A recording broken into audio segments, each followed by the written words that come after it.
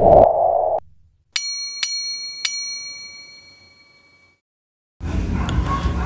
po, good morning! Good morning, good morning! Update po tayo dito sa project namin sa Phase 5. Malapit na po itong matapos. Pero share ko lang po sa inyo, meron po akong 4 new projects dito sa Phase 5. Bali, kare-release lang po ng mga permit. So, sabay-sabay.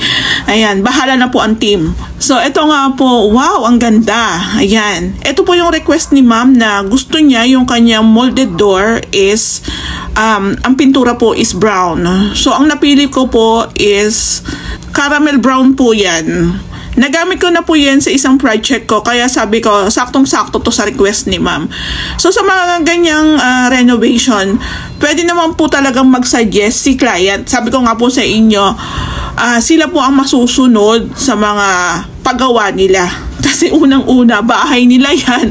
Sila ang titira. Sila rin po ang nagbabayad. So, kami, kumbaga parang inutusan lang kami kung ano yung gagawin dyan. So, kung mapapansin nyo, ang color combination po natin dito is merong white, meron gray, meron brown, at saka po black. Ayan, gandang combination po talaga yan. Nagkakapare-parehas, pero bakit ka pa mag-iisip ng iba na meron ka naman ng nakikita? Kung mapapansin nyo po, yung mga accessories nilagay po namin sa gitna. Yung mga accessories po nilagay namin sa gitna kasi naglagay po kami ng baseboard paint. Ayan, sa hagdanan meron na tayong baseboard paint. Pero first coating pa lang po yan. Ayan. Kung mapapansin nyo, wala pa kami nilalagay ng mga accessories. Panghuli na po siya kasi gawa ng madudumihan lang. So hanggang baba po meron na po tayong baseboard paint. Mas magandang tingnan. Ako kasi talaga sa totoo lang, mas prepared ko yung meron siyang baseboard paint. Ayan po. Kasi parang nagkakaroon ng buhay. Nagkakaroon po ng buhay yung gap between wall tsaka po yung tiles. Tapos saktong-sakto lang po itong ating tiles dito is may pagka light gray din po siya. Kaya sakto lang din po talaga. Yung bathroom natin, may aayusin pa po kami dyan kaya hindi po namin sinasarahan. So, mapapansin nyo meron tayong mga tubo na nilagay dyan kasi nag-abang na po kami para pagdating ng araw, pwede na po silang magpa-extend sa taas, may mga nakaabang na po na tubo. So, ito po is request ng may-ari, additional po yan. So, mag-a-add na lang po kami, hindi naman ganun kataasan, minimal lang. As long as hindi po talaga kasama sa scope of works, additional po yun, matik. So, ito po is aayusin po muna namin before namin sarhan o lagyan ng kisame. So, yung pinaka-unit ni ma'am tsaka ni sir is, yun nga, nabanggit ko na sa vlog nakaraan, flat painted na po siya. Yung final paint, pag malapit na po talaga namin silang i-turn over sa may-ari. Para hindi rin po kami magpaulit-ulit ng gawa.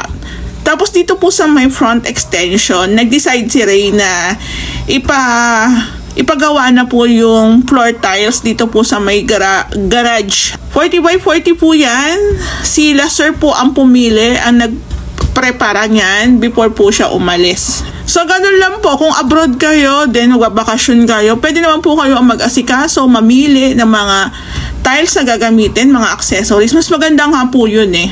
At least, kami hugot na lang kami ng hugot. Panatag na kayo kung ano na yung mga susunod namin gagamitin, di ba? So, ito po, naglalagay na po si Kuya Joanne ng tanse. Kasi nililevel niya po yung ating paggalatag ng tiles. Since ang project ko po is marami sa Phase 5, malamang panay-panay na po yung aking pag-update dito sa unit nila. Sana nga po sumakto yung estimation ni Ray sa tiles kasi sobrang laki po netong extension ni sir. So, hindi ko lang po alam kung ilang pirasong 40 by 40 na tiles yan. So, kung ganito po kalaki yung inyong extension, inlet kayo o corner, dapat open po kayo sa malaking gastos pagdating po sa extension. Kasi sa totoo lang, pagdating po sa renovation, extension po talaga ang pinakamahal pagdating sa materials. Siya rin po yung matrabaho, kaya siya rin po yung talagang mas mataas po ang pricing niyan. So, yung ating preparation para sa pag-i-install ng 40 by 40 na tiles is, ano po ito? naka-wrap finish po yung ating floor. Kung mapapansin nyo, baku-baku yan. Kaya mas okay yung ganyan. Kailangan wrap yan, magaspang, para yung ating tiles is kapit na kapit. So, dito po pala sa loob, halos ang ganda na agad tingnan, diba? Pero flat pa lang po yan. Flat paint pa lang po ang na-apply namin dyan. O, diba? Tapos ito nga po, gusto ni ma'am, yan, i-retouch po din po natin tong ating main door. Then siguro magpapalit din po kami ng lock set dyan. Actually, sa pinaka-renovation po ng Ray House Makeover, parang ang bilis lang naman sundan. Bibilihin mo lang lahat ng materyales, from hardware materials, tiles materials, accessories, mga ceiling works materials, ganyan. Then, nakaset na lahat. Kasi ito nga po, sa amin kasi talagang, si sir po kasi sabi niya, sige lang ma'am, go lang. No worries kasi, andyan na halos nakatayo na yung bahay niya So, ayan, humihingi lang din po ako ulit ng pasensya. Shoutout ko lang si Sir Joel Escoto. Hi sir, ingat po. Eto sir, gumagalaw naman po kami. Kaso yun nga po, di ko alam, dami po nagpapagawa sa amin. Ayan, thank you Lord, thank you Lord. Pero ito naman po, kahit bumabagal po yung gawa namin dahil iniikutan lang po namin. Yun nga po sabi ko, sigurado na po kayo sa pinakagawa ng Ray House Makeover. Kumbaga parang uupo na lang kayo dyan, maghihintay ng updates, kahit medyo may delays, pero sigurado po kayo sa pinakagawa namin. Medyo mahirap din po yung pagkukuha ng level ng ating flooring dito. Kailangan medyo naka-slant yan ng konti para yung flow po ng water is diretso na po sa drainage. Ay, ang haba. Ang haba po ng area. Hindi ko lang alam kung mga ilang meters yan. Pero yung pahaba po, I think nasa 4 hanggang 5 meters. Tapos yung sa side, ang haba Ang ganda po talaga na makakuha ka ng corner. Yung bahay po kasi sa Lumina, pre-selling po yan. So, ang swerte natin kung nakakuha po tayo ng pre-selling ka. So, pag yan, yung mga bahay po dito, yung iba kasi pinapasalo kasi may mga issue na malayo sa work. Pero yung iba po nagpapasalo, binabawi lang po nila yung kanilang hinulog. Pero kung halimbawa may budget ka naman at kaya mo sumalugo, wala naman po nagiging problema dun sa mga sumasalo. Ayan. Meron po kasi mga nag-PPM sa akin, Madam, magkano po yung unit yan sa Lumina? Ayun, nagiging agent na ako. Lang po, tawag dito, sa page po kasi ng Lumina 1 to 7, doon po namin nakikita yung mga pasalo. Kaya po nung may nakita ko, pinost ko po dyan sa page ko. Pero try nyo po mag-search kasi nagbibid po sila minsan. Malay nyo, kaya nyo, di go. Actually, okay naman po dito sa Lumina Tansa. So, ayan po yung ating preparasyon para sa paglalatag ng ating tiles. So, itong ating gagamitin dito is mix po siya ng adhesive tsaka po ng semento. Kami po, hindi po kami naghahalo ng sandamakmak. Tansya-tansya lang po. Lalo na pag halimbawa malapit na po matapos yung aming trabaho. Katulad po nito, halos mga 4 PM na po ako dumaan. So, syempre, pag mga 5 PM po, uwian na kami. So, yung ating tiles naman dito na 40x40 is ceramic. So, maganda ang kapit niyan dyan sa flooring. Tapos, gagamitan pa natin ng mix na semento at saka adhesive. Magkakasa na tayo ng isa.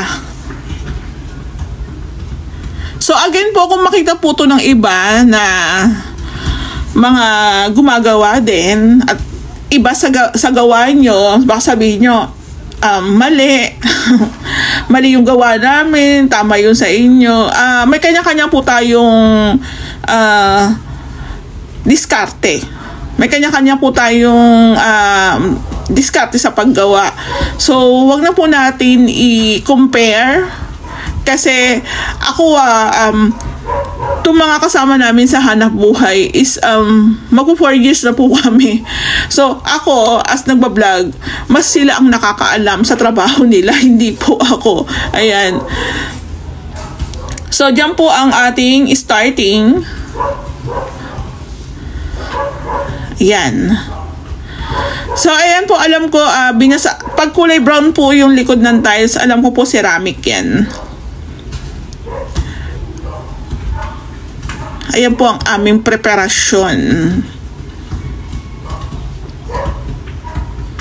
Medyo alanganin na rin po yung oras, pero try na po ni Kuya Joan maglatag para po bukas, tuloy-tuloy na po yung kanyang paglilaying ng ating tiles. Actually, maganda rin yung tiles nila, ma'am. Same lang din po sa sa poste nila. Ayan. So, pagdating po sa diskarte o kilos po ng aking worker, hayaan na po natin siya. Iba-iba po kasi.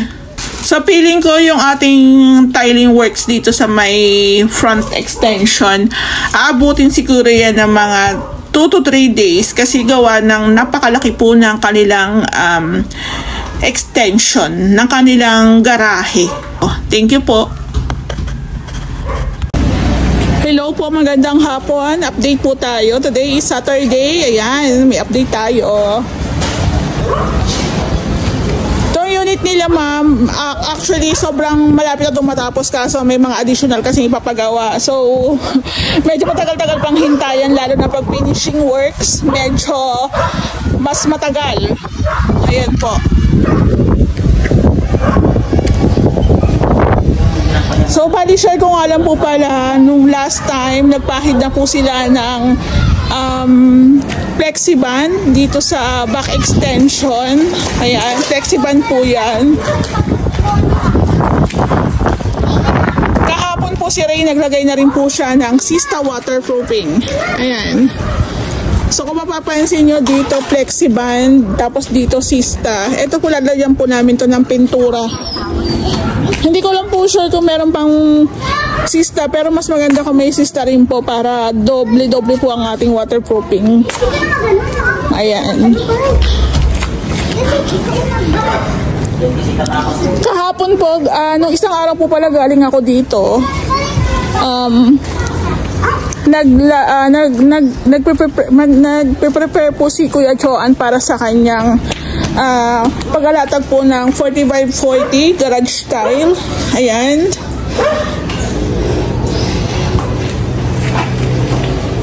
Kahapon po hindi po ako nakapunta. Ang update ko po talaga is depende. Minsan po kasi marami akong ginagawa. May mga inaasikaso po akong materials, mga orders. So, talagang may time talaga na walang updates. Pero meron pong gawa.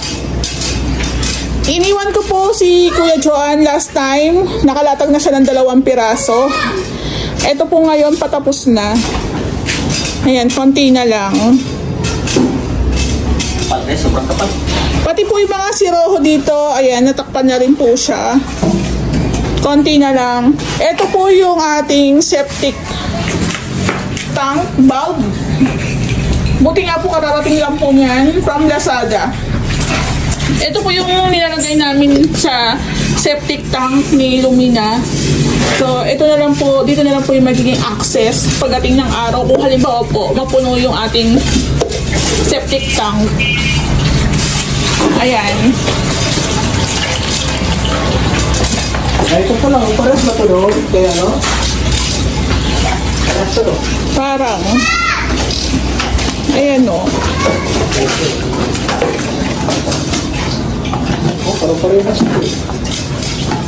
So, konti na lang po yung ita-tiles ni Kuya Joan dito. Sayang di wala tayo nakadala ng tiles dito sa may sa may loob.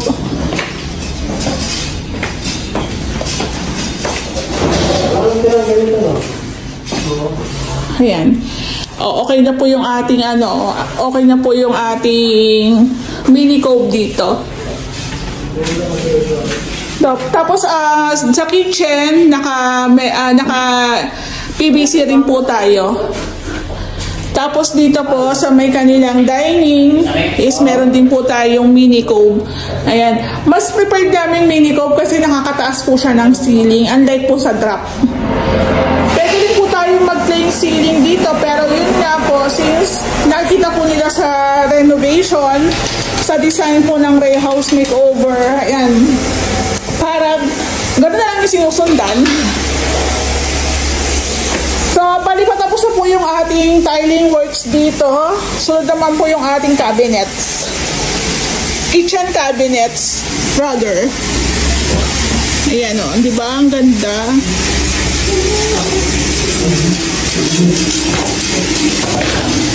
Sep, sa mga susunod na araw, yung ibang mga accessories sa taas, ibaba na.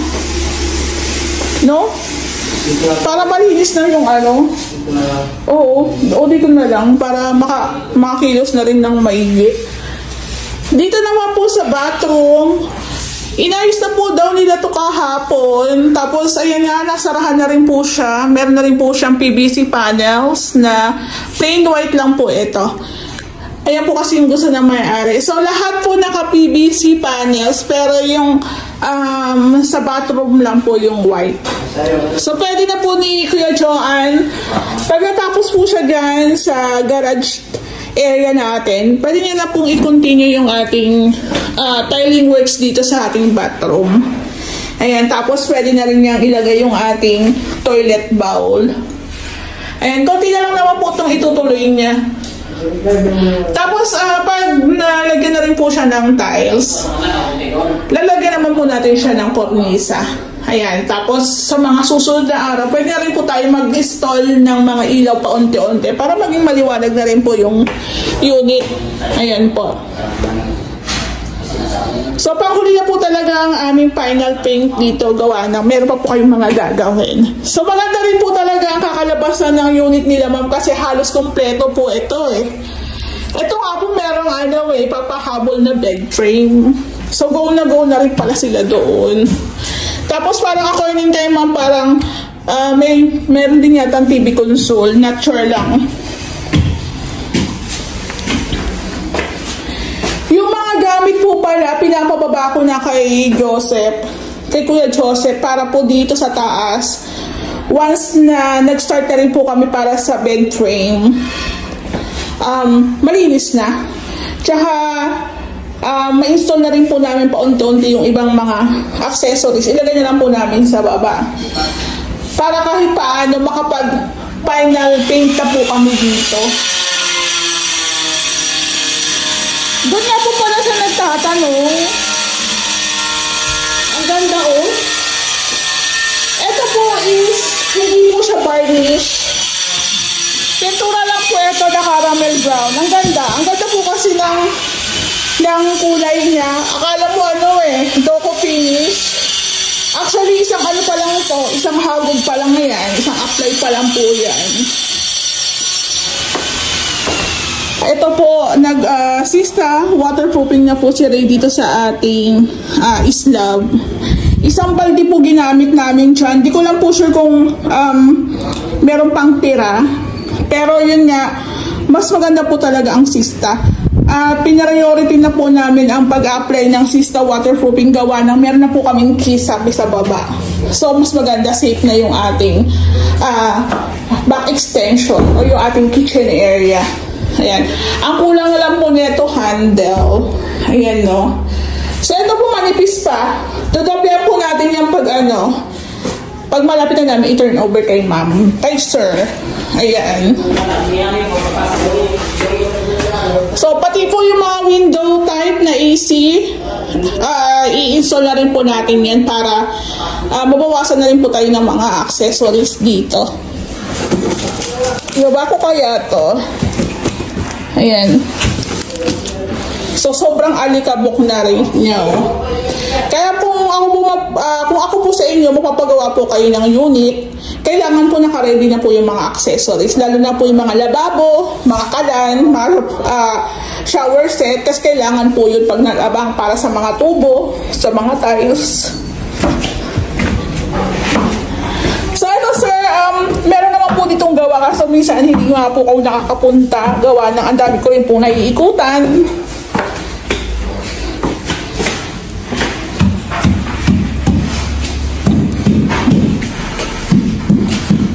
Okay. Nilagyan na rin pala siya ng Ito po yung roof dito sa baba. So, pinturado na rin po siya. Na-installan na rin po siya ng kornisa. Ayan, bali, pinipinturahan na lang siya ni Kuya Joseph. Sir, ang ibababa mo pala doon, ang ititira mo pala doon yung aircon. Oo, aircon na lang ititira mo. Tapos the rest, ito mo na lang ilalagay. No? Para makakilos kayo ng maayos. Ayan, ito po. So, ang ganda rin talaga pag may baseboard. O, tingnan nyo. May baseboard tayo, tapos meron tayong cornice. Ang ganda. Ako ano lang po, suggestion ko lang po ito. Pero kung gusto nyo rin, okay lang din ako. Pero kung ayaw nyo, wala akong problema. Basta ako po, mas bet ko po talaga yung meron siyang, tawag dito, baseboard paint. Kasi nakahide yung mga sulok-sulok po doon. Ayan, sa mga gilid-gilid nakahide po yung mga buhit-buhit dyan. Ayan po.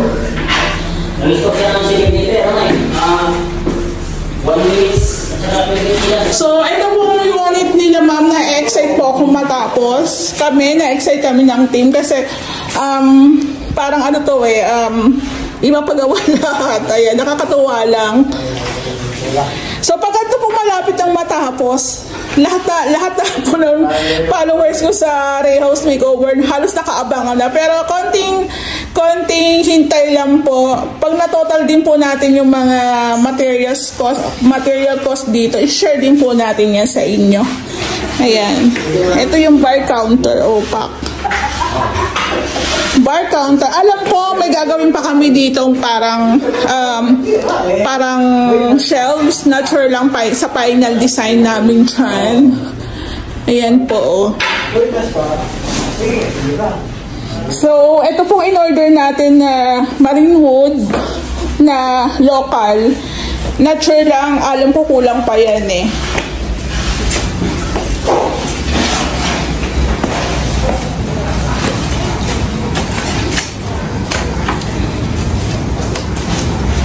Uy, anong oras na? Ang daming panghalo.